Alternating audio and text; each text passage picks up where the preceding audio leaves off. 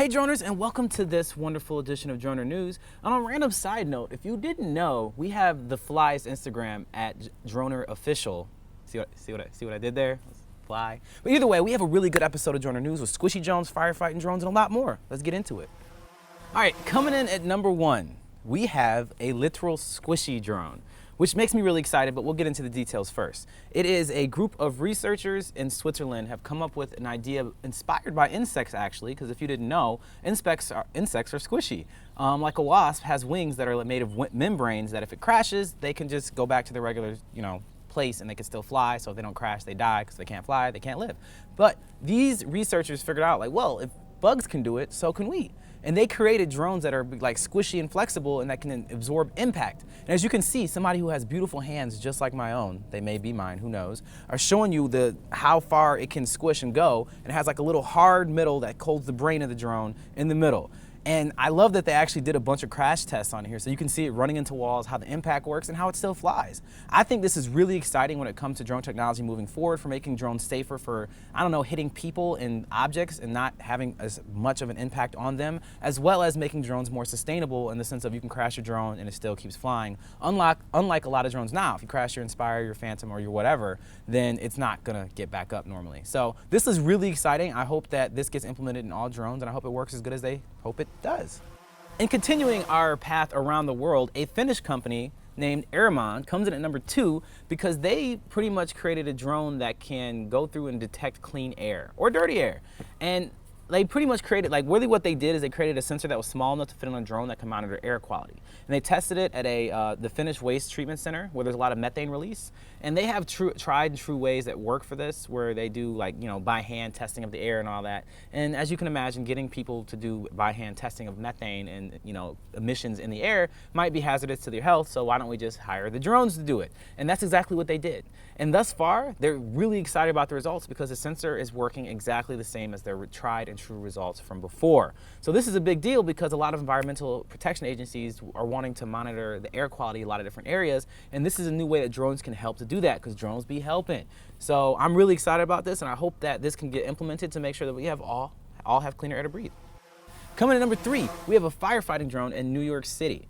And I don't know if you knew it or not, but New York has some of the toughest drone regulations there are. I mean, it makes sense because pretty much wherever you're going to be, you'll be flying over people, and you just can't really have a bunch of things flying in the air as much. It's just too much going on for drones. But either way, that's going on. But the New York City Fire Department has been implementing drones to help them fight fires. And at first I had this image in my head of a drone that was like a tethered drone that had a big hose on it and just go into the, and just spray water on stuff. That's not at all. But what it is they have drones that are tethered actually that they use to fly above the fires to use infrared cameras to let the firefighters know what's safe and what's not safe for them to enter, where they should enter, where the fires are still burning, and just give them a lot more data. And the more data they have, the more informed decisions they can make to fight the fires. So once again, this is drones helping people, drones helping firefighters, and it don't get much better than that. Coming in at number 4, as we have expressed many times in many Dronr News past, as well as with the Part 107, you know that the FAA said, here's the general rules. But the municipalities of each local area all have the jurisdiction to be able to make their own rules on top of the rules the FAA has.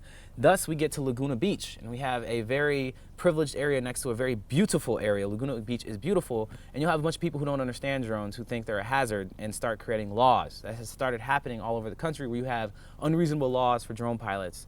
And Laguna Beach was on their way down that path to pretty much ban all drones, but to their credit, there's 2 FAA certified licensed pilots, I'm gonna say their names, Joe Crockwell and John Barrett, argued that drone pilots are actually trying to keep things safe, and they're also a benefit to the economy of Laguna Beach.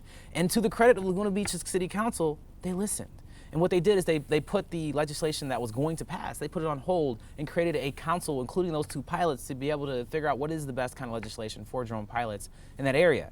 And this is honestly the best kind of situation that can happen, is where you actually have licensed drone pilots and people who know what they're doing, working with local officials and municipalities to be able to create policy that works for drone pilots while allowing the economies to work.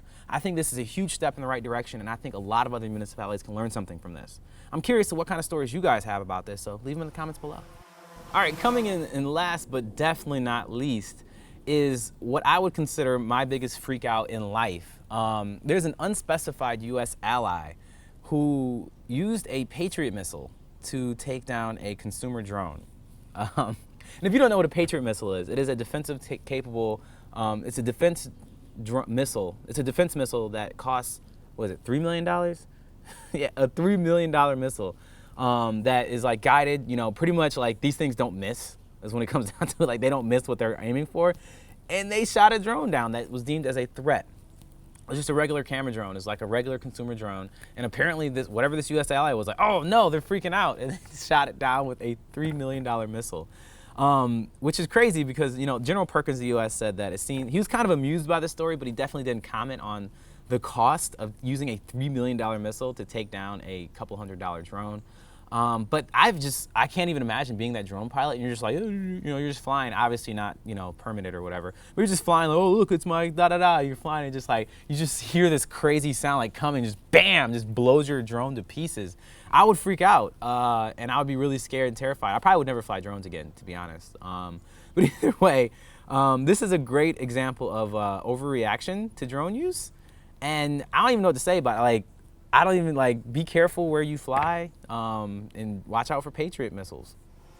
Droners, thank you for tuning in to another amazing edition of Dronr News. And if you want to see more Dronr News episodes, then go here because everything still stays relevant and interesting. Or if you want to see one of the best intro videos for any YouTube video ever, and by video I mean channel, it's right here. Click there.